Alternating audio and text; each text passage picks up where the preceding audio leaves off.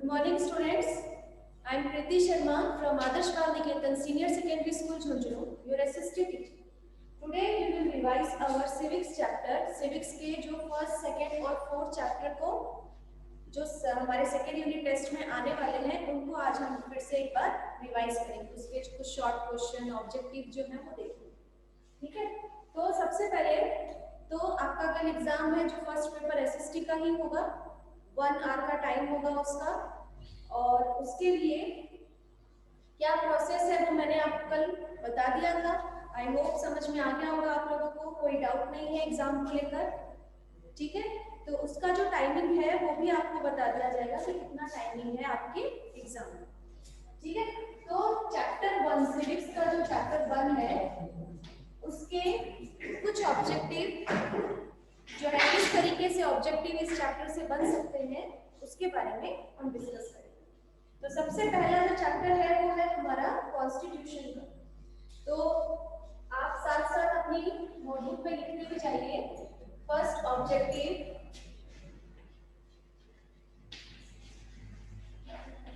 President of, क्या आप लोगों को क्लियर दिखाई दे रहा है?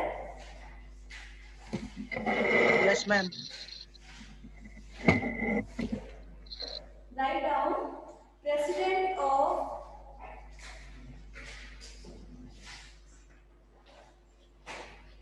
Constituent assembly.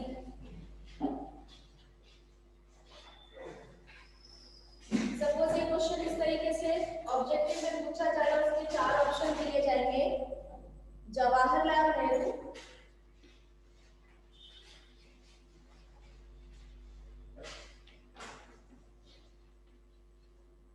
सेकेंड है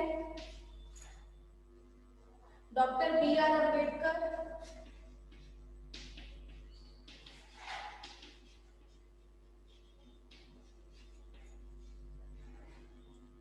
थर्ड ऑप्शन है वल्लभ भाई पटेल,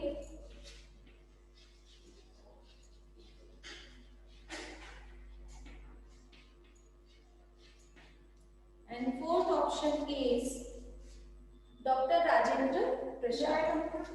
यस,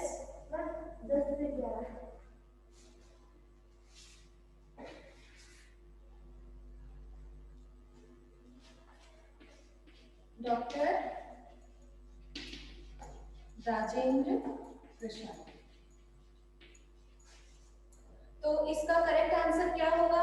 आपने फर्स्ट चैप्टर को रिवाइज किया है, फर्स्ट चैप्टर का अपना Yes, ma'am. Yes, what is the right answer? Ma'am doctor B R Ambedkar, I'm Dr. B.R. Ambedkar. President of constituent assembly.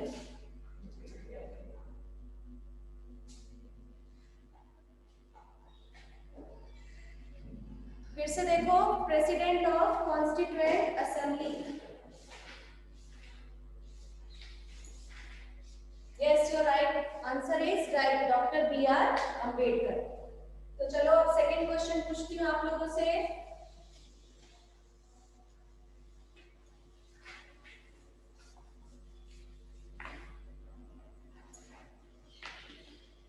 Question number 2,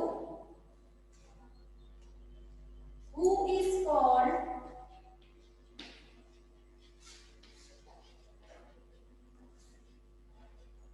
as the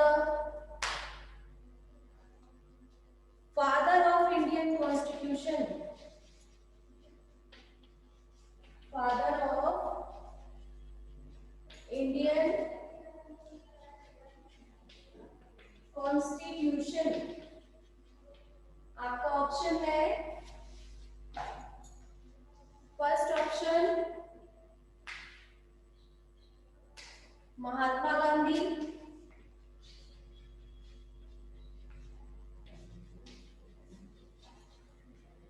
second option Vallabh Bhai Patel,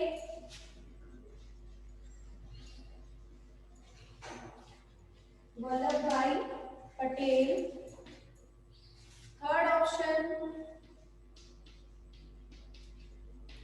doctor B R Ambedkar, and fourth option Jawaharlal name? Dr. B.R. Ambedkar. Ma'am, Dr. B.R. Ambedkar. Very good, doctor B R Ambedkar. अब ऐसा लगता है जैसे आपने first chapter को अच्छे से revise करा है ना। तो अगर father of the Indian constitution पूछा जाता है तो भी बी आर अम्बेडकर आएंगे, and president of constituent assembly आता है तो भी डॉक्टर बी आर अम्बेडकर ही आएगा। ठीक है, so now next question.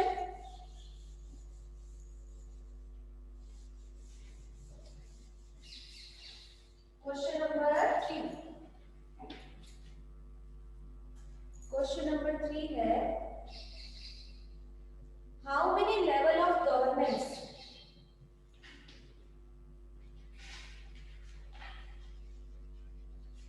how many level of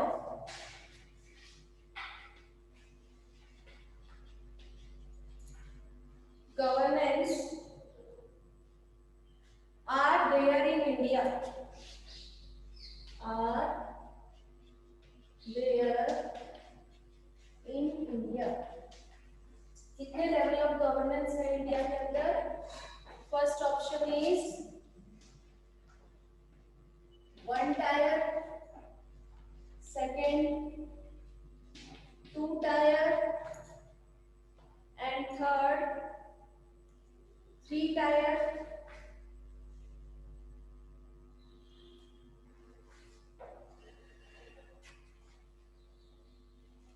Third 3 tier and four tier. तो कितने लेवल ऑफ गवर्नेंस होती है हमारे यहाँ पर? 3 tier. Very good, 3 tyre. तो 3 टायर ऑफ गवर्नेंस जो है वो यहाँ पर होती है। Next question, Indian constituent assembly जो है उसे कब फॉर्म किया गया? नेक्स्ट क्वेश्चन हम देखते हैं, question number 4।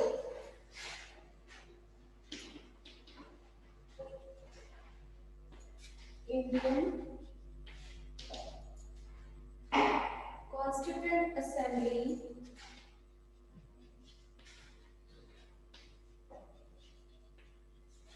was formed in, कब फॉर्म किया गया था? 1944, second option 1947, third 1945 and fourth 1946। 1946। तो हमारा कॉन्स्टिट्यूएंट असेंबली जो है वो कब फॉर्म हुआ था? 1946। 1946 इज योर करेक्ट आंसर। ठीक है, सेकंड इसके अंदर कुछ शॉर्ट क्वेश्चंस जो है वो आपको, जैसे मैंने कल आप पहले भी बताया था कि सबसे पहला जो टॉपिक है वो क्या बनता है? कॉन्स्टिट्यूशन का। कि जब हम कॉन्स्टिट्यूशन के बारे में पढ़ रहे हैं, ये 4 ऑब्जेक्टिव हमने देखे और ऑब्जेक्टिव हम सेकेंड और फोर्थ चैप्टर में करेंगे। ठीक है, तो कॉन्स्टिट्यूशन का क्वेश्चन आता है सबसे पहले कि what is constitution? What is constitution? So I hope ये आंसर आप लोगों को आता होगा बिल्कुल। What is constitution? Yes, anybody else? What is constitution? हाँ चलो बताओ।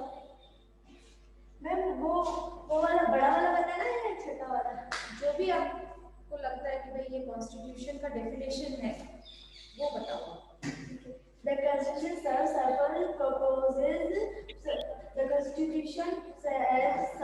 a set of rules and principles and on the basis by which country has been governed. Okay, sit down.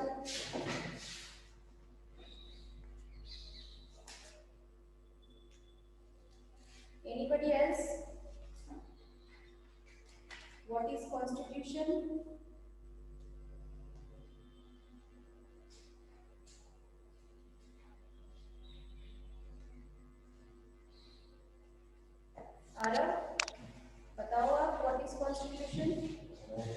Ma'am yes, ma'am अभी school में classes लग रही है क्या? School में है बच्चे जिनको जो डाउट होता है उसको क्लियर करने के लिए स्कूल आते हैं।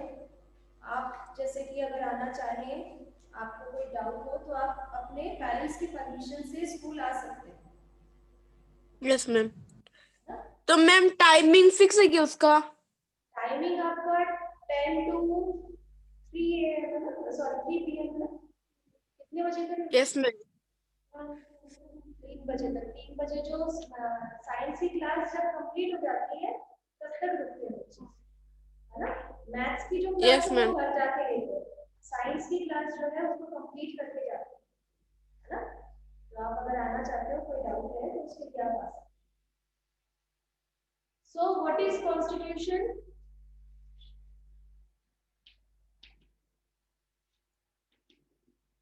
Constitution is a set of rules and regulations। कि कॉन्स्टिट्यूशन क्या है? एक ऐसा सेट है रूल्स और रेगुलेशंस का जिसके अंदर हम क्या कर सकते हैं, सभी सिटीजन्स की जो बेनिफिट के लिए रूल्स और रेगुलेशंस बनाए गए हैं उसका एक सेटअप है, ठीक है। तो constitution is a set of rules and regulations in a written form, in a written form. की कॉन्स्टिट्यूशन जो है वो बुक में डेफिनेशन है, ये भी लिख सकते हैं ना। बुक में डेफिनेशन है, हाँ बुक की जो डेफिनेशन है आप वो भी लिख सकते हैं, बिल्कुल ठीक है। तो कॉन्स्टिट्यूशन जो है वो क्या है कि is a set of rules and regulations in a written form, ठीक है। और ये सेटअप जो बनाया गया है कॉन्स्टिट्यूशन का, रूल्स और रेगुलेशंस का, ये क्यों बनाया गया है? For the success of the society, ठीक है, सोसाइटी के सक्सेस के लिए। और ये कॉन्स्टिट्यूशन के जो रूल्स और रेगुलेशंस है इसके 2 फॉर्म होते हैं, वो भी मैंने आपको पहले बताया था, इन ए रिटन फॉर्म और अनरिटन फॉर्म। कॉन्स्टिट्यूशन जो है इसको 2 पार्ट्स में डिवाइड किया गया है उसकी कैटेगरी को, जो एक रिटन फॉर्म में होता है और एक अनरिटन फॉर्म में। रिटन कॉन्स्टिट्यूशन कौन सा होता है कि जिसके अंदर कॉन्स्टिट्यूशन रिटन फॉर्म में लिखित रूप में है, ठीक है। और अनरिटन कॉन्स्टिट्यूशन कौन सा होता है कि जिसके अंदर कॉन्स्टिट्यूशन लिखा नहीं जाता, वर्बली बता दिया जाता है कि ये आपके लिए रूल है, ठीक है। वो क्या कहलाएगा? अनरिटन कॉन्स्टिट्यूशन कहलाता है। तो is that clear what is constitution? ठीक है, ये आ गया आपको समझ में। नेक्स्ट क्वेश्चन देखो, इस चैप्टर से हमने देखा था कौन सा, कॉन्स्टिट्यूशन का फंडामेंटल राइट्स। फंडामेंटल राइट्स का मैंने बताया था आपको, उसके हर एक टॉपिक, ऐसा नहीं है कि उसमें से आपने एक पढ़ लिया, 2 पढ़ लिया, ऐसे नहीं। आपको वो सारे टॉपिक पढ़ने होंगे जो कि आपके बुक के अंदर फंडामेंटल राइट्स का दिया हुआ है। पेज नंबर 14 पर देखो, 14 पर है ना। Right to equality, right to freedom, right against exploitation, right to freedom of religion, cultural and educational rights, right to constitutional remedies, ठीक है। इन टॉपिक्स को आपको कैसे पढ़ना है कि ये नहीं है कि आपको ऐसा क्वेश्चन आएगा राइट फंडामेंटल राइट्स, ऐसा क्वेश्चन नहीं आता इसमें, ठीक है, क्योंकि ये लॉन्ग क्वेश्चन बनता है। तो इसके अंदर से कैसे आएगा? Explain,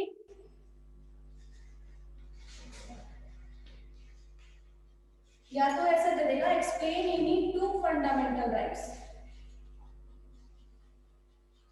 explain any 2 fundamental rights. तब तो हम अपनी चॉइस से जो 6 फंडामेंटल राइट्स है उसमें से किसी भी 2 टॉपिक को एक्सप्लेन कर सकते हैं, ठीक है। अदरवाइज दूसरा क्वेश्चन जो है वो किस तरीके से आ सकता है? एक्सप्लेन राइट टू इक्वलिटी, ठीक है, राइट टू इक्वलिटी को एक्सप्लेन करो, या फिर एक्सप्लेन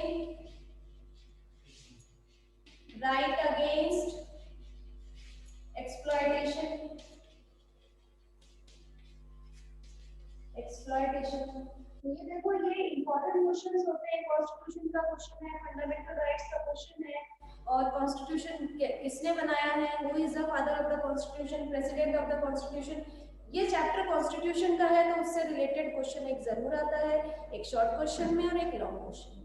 ठीक है, तो आपके हर यूनिट टेस्ट के लिए, हाफ ईयरली के लिए, एनुअल के लिए ये इंपॉर्टेंट क्वेश्चन है। ठीक है, तो ये इसको आपको अच्छे से पढ़ना ही पढ़ना है। आप तो ये मान लो कि ये क्वेश्चन आएगा ही फंडामेंटल राइट्स का। अब इसमें से कौन सा है वो आपको देखना है। कोई भी दो एक्सप्लेन करने के लिए आ सकता है, कोई एक एक्सप्लेन करने के लिए आ सकता है, क्योंकि ये इंपॉर्टेंट क्वेश्चन है। ठीक है, तो हो गया आपका फर्स्ट चैप्टर। अब हम चलते हैं सेकंड चैप्टर।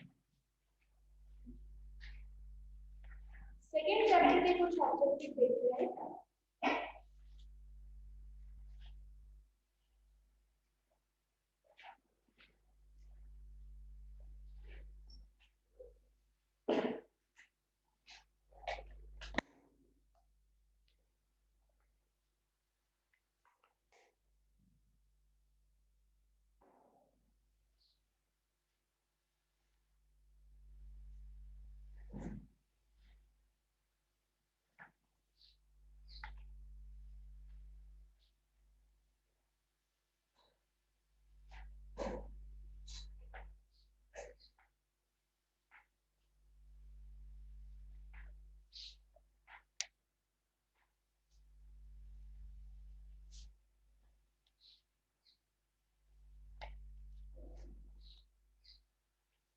सेकंड चैप्टर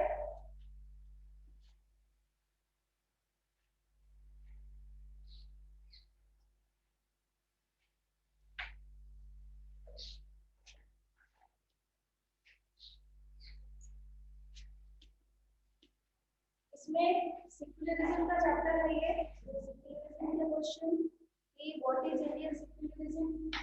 सबसे पहले कि इंडियन सेक्युलरिज्म क्या है, इसके अंदर मैंने आप लोगों को बताया हुआ भी है।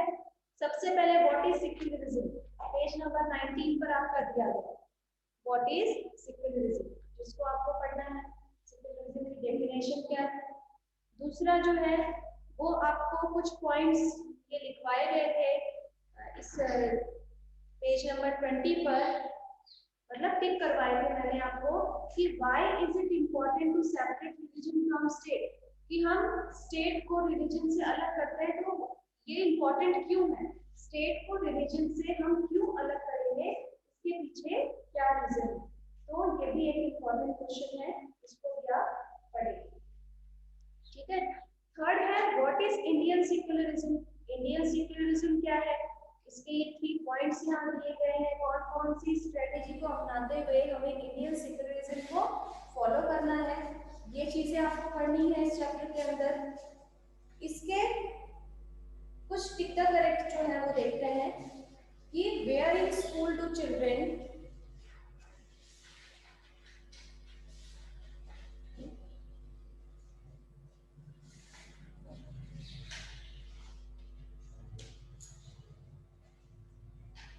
Where in schools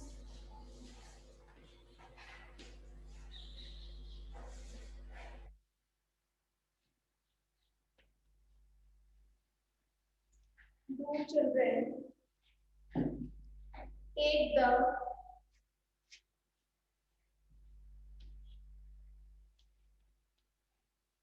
first oath of loyalty। ये रिवीजन के टाइम पर आप लोगों को ध्यान होगा तो ये अंडरलाइन करवाया था मैंने, करवाया था ना, oath of loyalty in the morning, सुबह के समय में जब वो शपथ लेते हैं इन द मॉर्निंग, मॉर्निंग के टाइम पर प्रेयर के अंदर कौन से इसके अंदर क्या बताना है हम लोगों को, कौन से कंट्री का है। First option is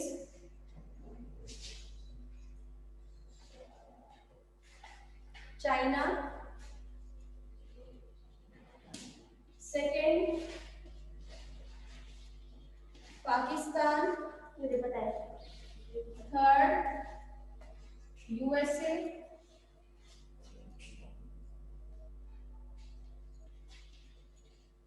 and fourth option is India. तो कहां पर होता है ऐसा कि मॉर्निंग असेंबली के अंदर उनको उनके मतलब कि लॉयल्टी की, वो ईमानदार है, उसकी शपथ दिलाई जाती है। USA, USA is the correct answer. ठीक है,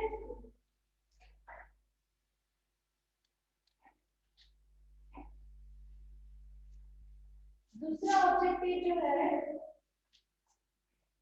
वो है in which country. Question number 2, question number 2 हम देखेंगे।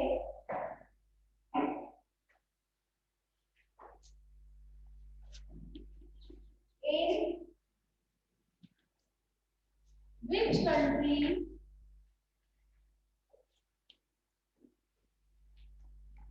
was a law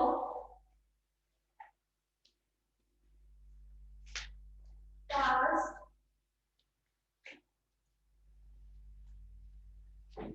in 2004 in 2004 banning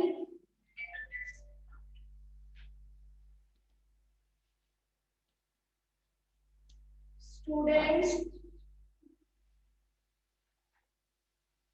from wearing any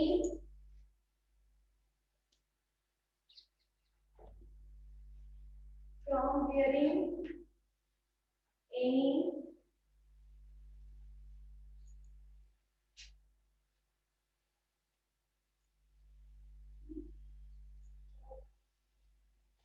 from wearing any conspicuous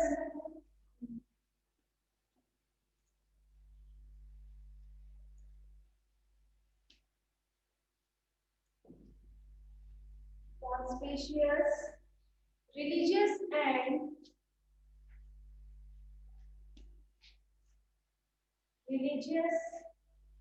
and political sign or symbol, political sign or symbol such as the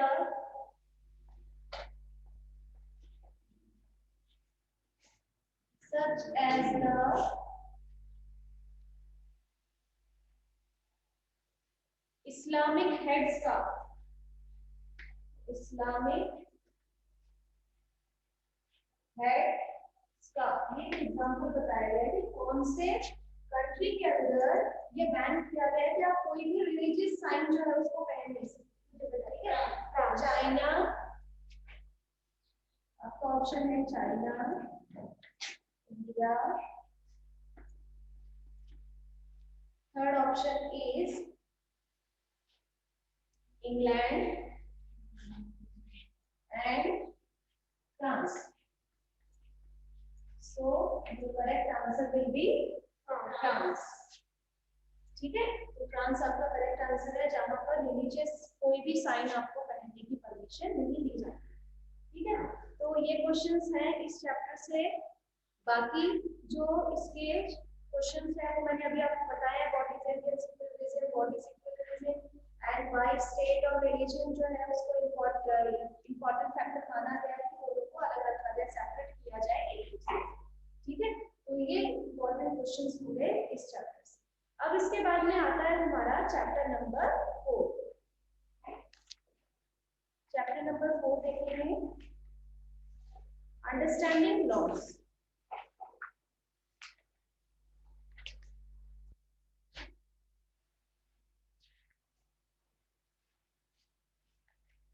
understanding laws वाला जो chapter है ये आपके unit test में दिया गया है और इसके कुछ ऑब्जेक्टिव होंगे।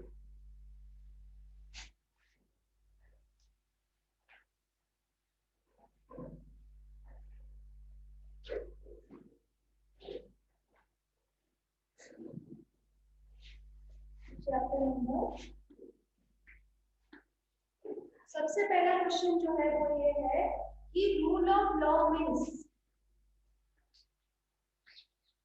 रूल ऑफ लॉ क्या होता है rule of law? All law apply equal to all citizens of the country. All laws apply equally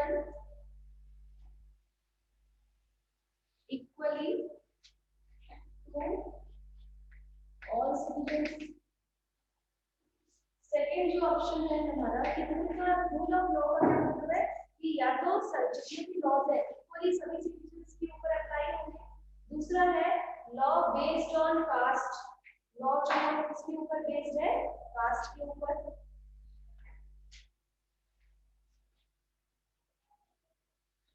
laws based on caste. और थर्ड जो ऑप्शन है वो क्या है, discriminatory laws,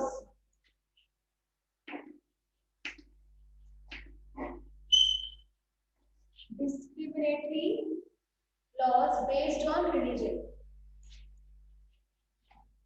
laws based on religion। तो आप बताओ, जितने भी लॉज है वो इक्वली सभी के अंदर होने चाहिए, लेकिन सभी के ऊपर इक्वली अप्लाई होना। ठीक है, नेक्स्ट क्वेश्चन नंबर 2 कि the Rowlatt act came into force in India. The Rowlatt act जो है वो इंडिया के अंदर कब आया, came into force in India. First option is 10 March 1870, 10 March 1870। Second option 10 March 1920,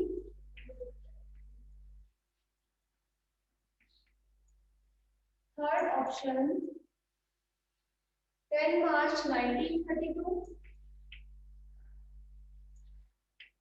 1932 and fourth option is 10 March 1946. So what is the correct answer? 10 March 1919 is the correct answer. ठीक है, तो इस तरीके से ऑब्जेक्टिव बन सकते हैं। दूसरा क्वेश्चन है when was,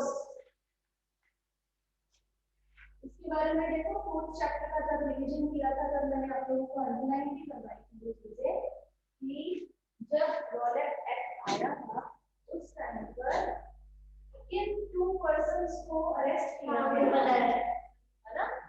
तो when was doctor Saifuddin, when was doctor Saifuddin Kitchlu,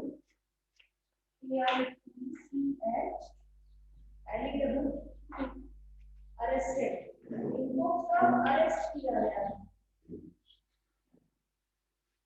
इनको कब अरेस्ट किया गया, 10 March 1990, 10 March 1919 को,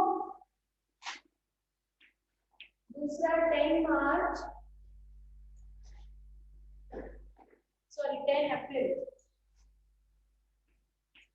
10 अप्रैल 1919 को,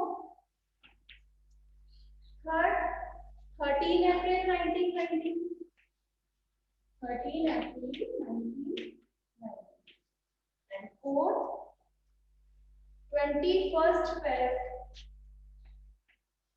1922 अरेस्ट किया 13 अप्रैल 1919 13 अप्रैल को 13 अप्रैल को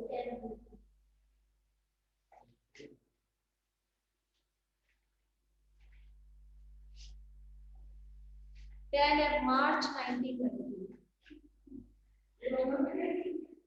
लेकिन मैंने सुना लिखा हुआ है अप्रैल 10 टू लीडर्स कहाँ,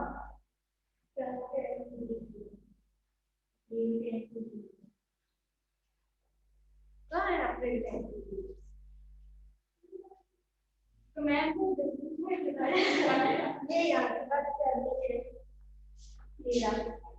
April 10.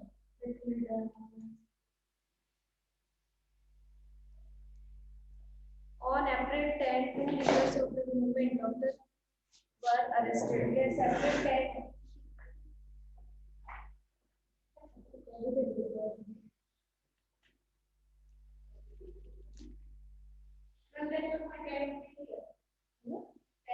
टेन अप्रैल 1990. ठीक है. जलियांवाला बाग का था. अब दूसरा क्वेश्चन, जलियांवाला बाग जो है वो कब हुआ था? 30 अप्रैल. 30 अप्रैल. और कहाँ पर? जलियांवाला बाग. हाँ, कहाँ हुआ था? पंजाब में. जलियांवाला बाग कहाँ पर है? पंजाब में. पंजाब के कौन से प्लेस? अमृतसर में. और ये जो इंसिडेंट है इनके बारे में भी पढ़ लेना आप लोग. ठीक है. रॉलेट एक्ट जो है वो क्या है वो भी आपको उस पैराग्राफ में पता चल जाएगा कि ये रॉलेट एक्ट जो है वो हुआ था. तो वो क्वेश्चन भी आपको पढ़ना है. और आई होप आप लोगों ने अपनी अच्छी तैयारी कर रखी है ना. तो कल का आपका पेपर है उसको अच्छे से सॉल्व करना है. क्या प्रोसेस है उसको मैंने आपको बता दिया है. टाइमिंग आपका 10 से 11. ठीक है. 1 घंटे का पेपर होगा. विदिन 1 आवर आपको वो पेपर जो है वो सबमिट करना है. नोटबुक आपकी सबमिट होगी आपके लास्ट पेपर के बाद में, है ना. लास्ट पेपर के विदिन 2 डेज आपको वो सबमिट करना है. लेकिन फोटो उसी वक्त आ जाएगी ताकि आप बाद में उसमें कोई चेंज नहीं कर सकते. 1 घंटे के अंदर जिसकी नोटबुक नहीं आएगी उसको ये नोटबुक सबमिट नहीं हुई उसकी यही मान लेना. बाद में कॉपी लेकर आओगे वो चेक नहीं होगी. ठीक है. 1 आवर के अंदर जिसकी नोटबुक आएगी आपको सेंड भी करना है. पर्सनल नंबर पे सेंड करना है. ग्रुप में कोई भी आंसर सेंड नहीं करेगा. ठीक है. 1 घंटे के टाइम के अंदर ही आपको नोटबुक फिल करके और फोटो क्लिक करके भेजनी है. आ गया समझ में? अब कोई एग्जाम को लेकर कुछ डाउट है किसी के मन में? कुछ पूछना है? No ma'am.